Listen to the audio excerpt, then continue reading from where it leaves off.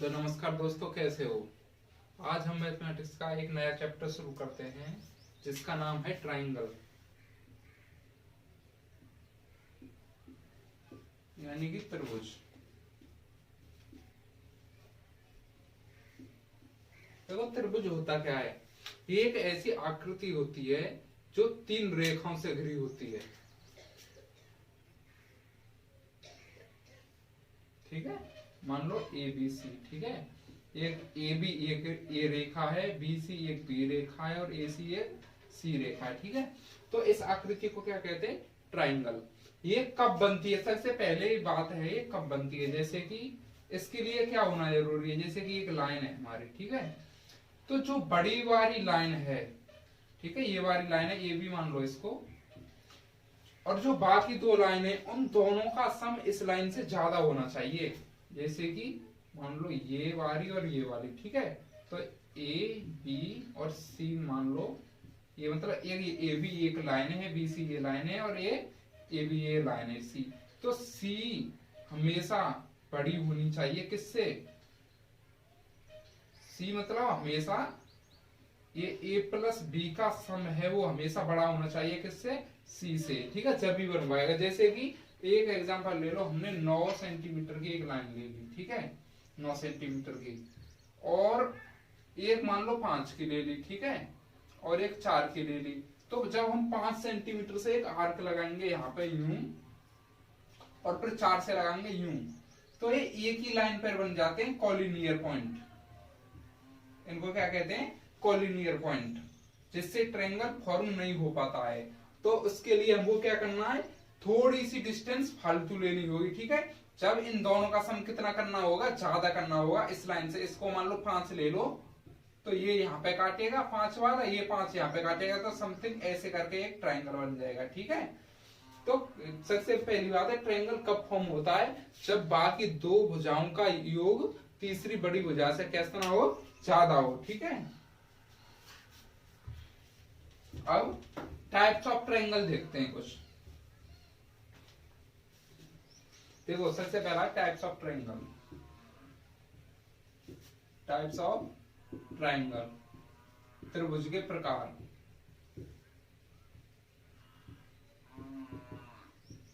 ठीक है, तो सबसे पहला होता है इक्विलैटरल ट्रायंगल।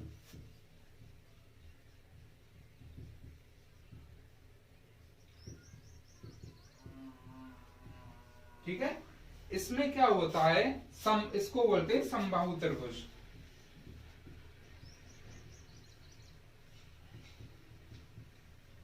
देखो, समबाहु त्रिभुज का होता है एक ऐसा ट्रायंगल जिसकी तीनों भुजाएं कैसी हो? बराबर हो। जैसे कि एक ट्रायंगल है, ठीक है, ये। ठीक है, तो इसकी ये वाली भुजा, ये वाली भुजा और ये वाली भुजा तीनों कैसी होंगी? बराबर होंगी। ठीक है, और क्या होता है इसमें? जो प्रत्येक एंगल होता है ना वो 60 डिग्री का होता है। ठीक है, ये होता है आपका समबाहु त्रिभुज। ठीक है, और नंबर 2 आप देख लो स्केलेन ट्रायंगल। इसका होता है विषमबाहु त्रिभुज।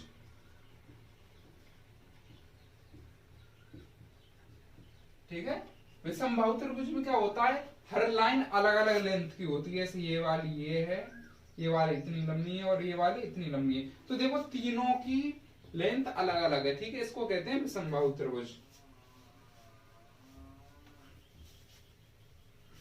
ये हो गया आपका विषमबाहु त्रिभुज। और नंबर 3 बात करते हैं हम। देखो, आइसोस्केल ट्रायंगल। आइसोस्केल ट्रायंगल। ठीक है, समद्विबाहु त्रिभुज। समद्विबाहु त्रिभुज। ठीक है, इसमें क्या होता है? मान लो जैसे कि एक ट्रायंगल है। ठीक है, ये वाला एक ट्रायंगल ले लिया आपने। ठीक है, तो इसमें ऐसे मान लो ये ए एंगल है, ये बी एंगल है और ये सी एंगल है। इसमें ये वाली लाइन और ये वाली लाइन की लेंथ कैसी होती है? हमेशा बराबर होती है। और देखो, ये वाला एंगल और ये वाले एंगल हमेशा बराबर होते हैं आपस में। ये होता है आइसोस्केल ट्रायंगल। ठीक है, और नंबर 4 होता है आपका राइट एंगल ट्रायंगल।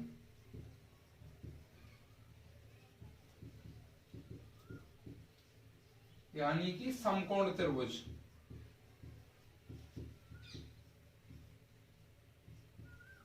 ठीक है, तो देखो समकोण त्रिभुज में क्या होता है, जैसे कि एक लाइन है, ठीक है, ये वाली और ये वाली, इसमें एक कोण कैसा होता है, समकोण होता है, ये वाला, ठीक है, जैसे कि A B C.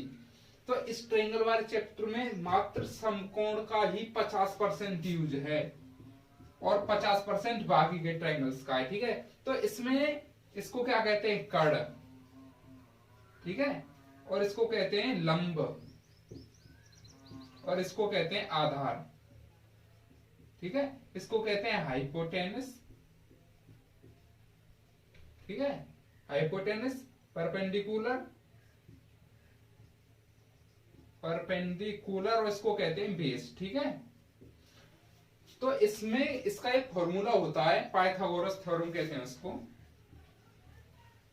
Pythagoras theorem. वो होती है कि हाइपोटेनस का स्क्वायर करो आप, हाइपोटेनस का क्या करो, स्क्वायर इज इक्वल टू वो परपेंडिकुलर यानी कि लंब प्लस बेस यानी कि आधार के स्क्वायर के बराबर होता है। ठीक है, ये होगी आपकी पाइथागोरस थ्योरम। ठीक है, और नेक्स्ट पढ़ते हैं हम चौथा,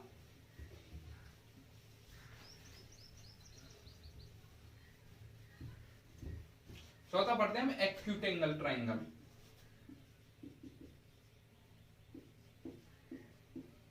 एक्यूट एंगल ट्रायंगल, ठीक है, यानी कि न्यून कोण त्रिभुज।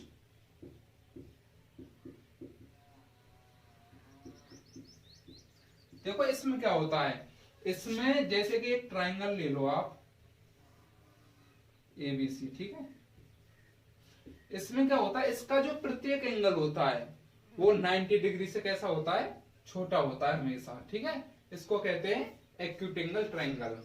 और नंबर 5वां होता है आपका ऑब्ट्यूज एंगल ट्रायंगल। ठीक है, यानी कि अधिक कोण त्रिभुज। इसमें क्या होता है आपका, जैसे कि ये है ए बी और सी। देखो इसमें क्या होता है, जो एक एंगल होता है वो 90 डिग्री से कैसा होता है, ज्यादा होता है, जैसे कि ये वाला है। ठीक है, ये वाले दिख रहे हैं हमको 90 डिग्री से कम है दोनों, और ये कैसा है, ज्यादा है, मान लो 110 डिग्री का। तो ये वाला एंगल हमेशा एक ज्यादा होता है, इसको कहते हैं ऑब्ट्यूज एंगल ट्रायंगल। ठीक है, तो देखो क्या अब इसके कुछ फॉर्मूला। हाँ तो दोस्तों अब देखते हैं, देखो पेरीमीटर। पेरीमीटर क्या होता है, पेरीमीटर यानी कि परिमाप। ठीक है, जैसे कि एक ट्रायंगल है हमारा ए बी सी, इसकी भुजाओं की लेंथ है, तो सभी भुजाओं का सम क्या कहलाता है, पेरीमीटर। तो ए प्लस बी प्लस सी, ये हो गया इसका पेरीमीटर। ठीक है, यानी कि कोई भी कैसी भी आकृति दे दे एक ट्रायंगल की, उसकी सभी भुजाओं का योग जोड़ देना क्या कहलाता है, पेरीमीटर। तो देखो इसका अर्ध पेरीमीटर और निकालते हैं, अर्ध परिमाप ऐसे नोट करते हैं, वो होता है ए plus B plus C upon 2। ठीक है, अब देखो पेरीमीटर हो गया, अब पढ़ते हैं हम area.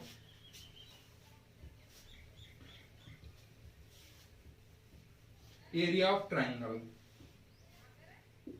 Area of A triangle यानी कि त्रिभुज का परिमाप।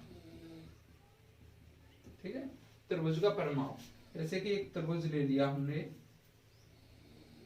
A B C. ठीक है, ए बी और सी। ठीक है, अब इसको क्या करते हैं, area of triangle is equal to S, S minus A, S minus B और एस माइनस सी को किस में ले लेते हैं, रूट में। ये एस क्या, ये वही वैल्यू है पेरीमीटर वाली, S is equal to A plus B plus C upon 2 वाली। ठीक है, ये हो गया इसका पेरीमीटर।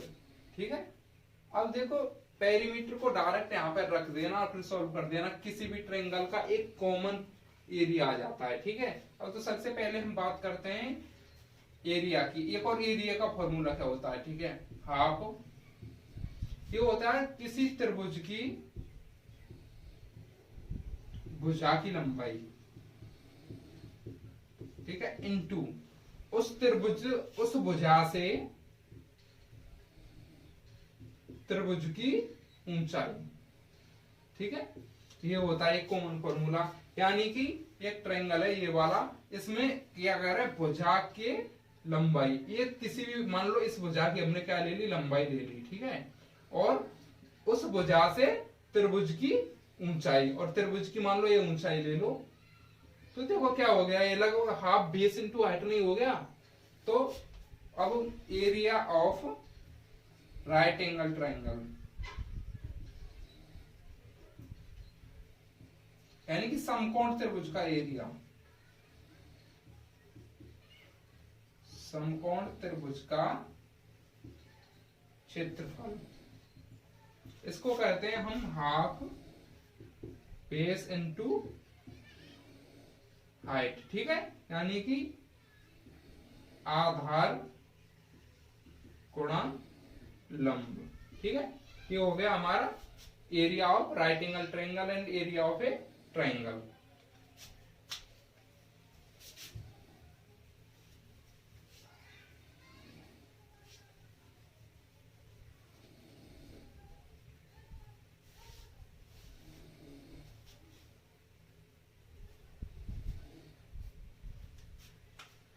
देखो समबाहु त्रिभुज, समबाहु त्रिभुज का क्षेत्रफल, ठीक, इसका क्षेत्रफल होता है अंडर रूट 3/4 भुजा का स्क्वायर। ठीक है, जैसे कि समबाहु त्रिभुज ले लो, एक समबाहु त्रिभुज का होता है जिसकी सभी भुजाएं क्या हो बराबर, तो सभी भुजाएं कितनी कितनी लंबाई की होंगी, ए लंबाई की होंगी, तो अंडर रूट 3/4, ये कितना है, भुजा कितनी, ए स्क्वायर। ठीक है, जैसे कि मान लो आप एक त्रिभुज है, ठीक है, उसकी भुजाओं की लंबाई कितनी है, 4 सेंटीमीटर है, 4 सेंटीमीटर होगी सभी की, तो एरिया कैसे निकालेंगे, अंडर रूट 3/4, 4 मल्टीप्लाई 4 से 4 कट गया, 4 अंडर रूट 3 हो गया इसका आंसर।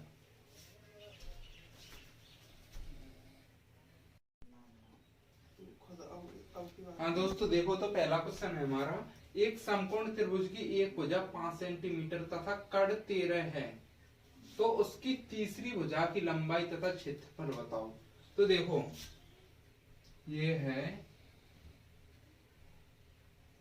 एक समकोण त्रिभुज, ठीक है, ये हमने ले लिया 90 डिग्री, तो 90 डिग्री के सामने वाला क्या होता है, कड़ दे रखा है उसने 13, ठीक है, और क्या कह रहा है, एक भुजा की लंबाई कितनी, 5 सेंटीमीटर, इसको हमने क्या मान लिया, 5 मान लिया ये, ठीक है, और इसको क्या मानेंगे, इसको मान लो x मान लो। ठीक है, तो पाइथागोरस थ्योरम से हम इसको निकाल सकते हैं, तो 13 का स्क्वायर, ठीक है, माइनस 25 कितने हो गए, 441, यानी कि 144, यानी कि 12 का स्क्वायर इक्वल टू 12। ठीक है, तो हाइपोटेनस से क्या होता है, हाइपोटेनस का स्क्वायर इक्वल टू बेस का स्क्वायर प्लस परपेंडिकुलर का स्क्वायर। ठीक है, इस फॉर्मूले से ये निकल गया, ये कितनी साइड आ गई हमारी, 12। ठीक है, तो तीसरी भुजा की लंबाई कितनी आ गई हमारी, 12। अब क्या कह रहा है, उसका क्षेत्रफल ज्ञात कीजिए, तो क्या क्षेत्रफल क्या होता है, हाफ बेस इनटू हाइट, तो हाफ बेस कितना है इसका, 12, और हाइट कितनी है, 5। ठीक है, तो छिक्के 12 यानी कि 13 सेंटीमीटर स्क्वायर। ठीक है, क्या हो गई इसका क्षेत्रफल। अब क्या कह रहा है, एक समकोण त्रिभुज जिसकी भुजा 6 सेंटीमीटर, तो इसके अंतःवृत्त का क्षेत्रफल ज्ञात कीजिए। तो देखो क्या कह रहा है, एक समकोण त्रिभुज है हमारे पास,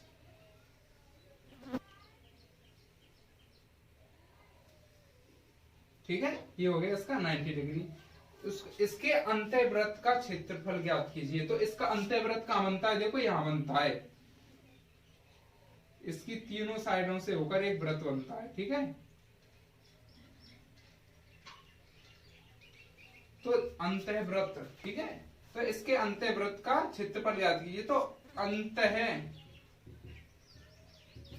की त्रिज्या क्या होती है देखो, ठीक है, तो इसकी त्रिज्या होती है भुजा, जो भुजा हमको दे रखी होती है किसकी, ट्रायंगल की, ठीक है। तो भुजा बटे 2/√3, ठीक है, ये होता है इसका फॉर्मूला। तो भुजा कितनी, 6/2√3, 2 तिया 6, 3√3, ठीक है, ये होती है इसका क्या आ गई, ये वाला इसका रेडियस, यानी कि रेडियस निकल के आ गया। अब इसका एरिया तो हमको पता है, एरिया ऑफ सर्किल यानी कि वृत्त का क्षेत्रफल, वृत्त का क्षेत्रफल पाई आर स्क्वायर होता है, ठीक है। तो पाई आर कितना है, 3/√3 का होल स्क्वायर, ठीक है। तो पाई 3/√3 बटे √3 और √3 से 3 कट गया, तो 3 पाई आ गया इसका क्षेत्रफल, ठीक है, ये हो गया इसका आंसर।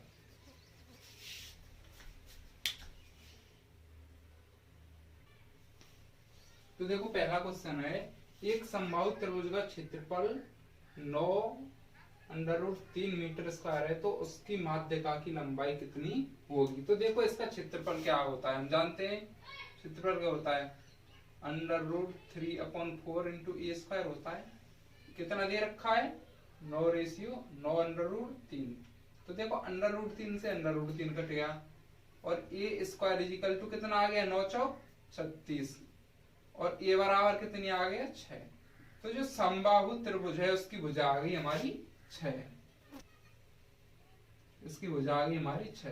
अब कह रहा है उसकी माध्यिका ज्ञात कीजिए, ठीक है। तो समबाहु त्रिभुज की माध्यिका, समबाहु त्रिभुज की माध्यिका क्या होती है, √3/2 इंटू साइड यानी कि भुजा, ठीक है। तो √3/2 और भुजा कितनी उसकी 6, तो होती है 6, 3/3, ठीक है। अब देखो नेक्स्ट क्वेश्चन, यदि दो समबाहु त्रिभुजों की भुजाओं का अनुपात कितना, 1:2 है, तो उसके क्षेत्रफल का अनुपात बताइए। तो देखो एक समबाहु त्रिभुज ये है आपका, और एक समबाहु त्रिभुज ये है। समबाहु में सभी साइड बराबर होती है, ये कितने में, 1:2 में, ठीक है। तो एरिया क्या होता है, हाफ बेस इनटू हाइट। देखो बेस भी मतलब इसमें इतना होगा और हाइट भी दोगुनी होगी, ठीक है। तो साइड इनटू साइड यानी कि ए स्क्वायर और ए स्क्वायर।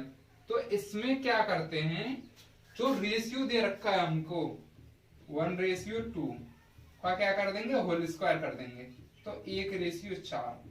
तो इनका जो एरिया होगा दोनों ट्रायंगल का वो 1:4 के अनुपात में होगा, ठीक है।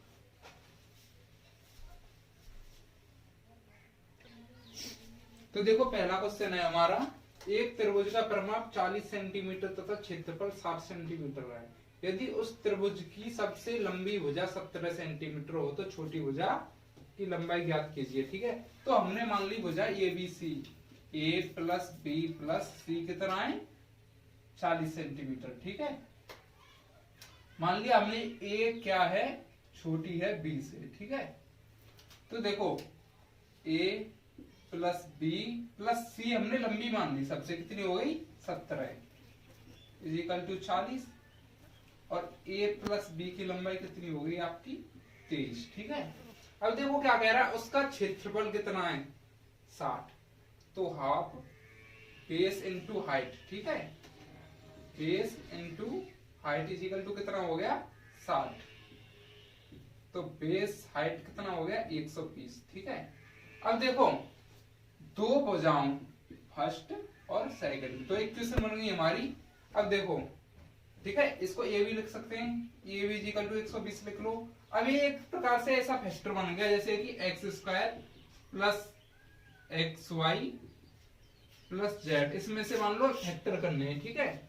तो ऐसे फैक्टर कीजिए जिनका मल्टीप्लाई तो 120 आए और सम कितना आए 23 आई।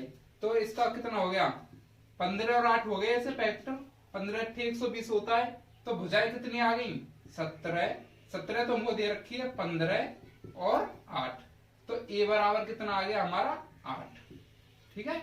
तो ये हो गई हमारी सबसे छोटी भुजा, ठीक है। अब देखो नेक्स्ट क्वेश्चन, एक त्रिभुज का परिमाप 54 मीटर है और उसकी भुजाओं का अनुपात 5 6 7 है, तो उसका क्षेत्रफल ज्ञात कीजिए, ठीक है। तो अनुपात में अगर हम कोई भी एक कॉमन वेरिएबल मान के मल्टीप्लाई कर दें तो हम उसका परिमाप निकाल लेंगे। तो 5x plus 6x plus 7x equal to कितना हो गया 54, ठीक है। तो कितने हो गए 18, x इक्वल टू 54 और x इक्वल टू कितना आ गया 3, ठीक है। तो x जो कॉमन रेशियो वो आ गया 3। अब इस 3 का अगर हम रेशियोज में मल्टीप्लाई कर दें तो कितना आएगा 15, 18 और 21, ठीक है। 15, 18 और 21 आ जाएगा। अब देखो अब इसका फॉर्मूला होता है क्या, एरिया ऑफ ट्रायंगल, ठीक है। क्या होता है S minus A, S minus B और एस माइनस सी, ठीक है। तो एस कितना हो जाएगा इसमें, इन तीनों का सम बटे वही 2, ठीक है। तो 15 प्लस 18 प्लस 21 बटे 2, ठीक है। कितना हो गया 8 5 13 और 1 14 और 2 और 1 3 और 1 4 और 1 5, ठीक है। कितना हो गया 27, ठीक है। अब 27 हो गया ये। तो देखो ये होता है हमारा फॉर्मूला, इसका हमने s की वैल्यू रख दी 27, ठीक है। फिर s 27 माइनस ये कितना है, a की वैल्यू कितनी आई 15, फिर 27 माइनस b की वैल्यू कितनी आई 18 और 27 माइनस c की वैल्यू कितनी आई हमारी 21। ये हो गया हमारा रूट में, ठीक है। ये हो गया आपका, फिर देखो 27 को 27 माइनस 15 12, फिर इसमें कितने बचेंगे 27 माइनस 18 9 और 27 माइनस 21 कितने 6, ठीक है। तो इसका आ जाएगा 54√6। तो ये हो जाएगा इसका क्षेत्रफल।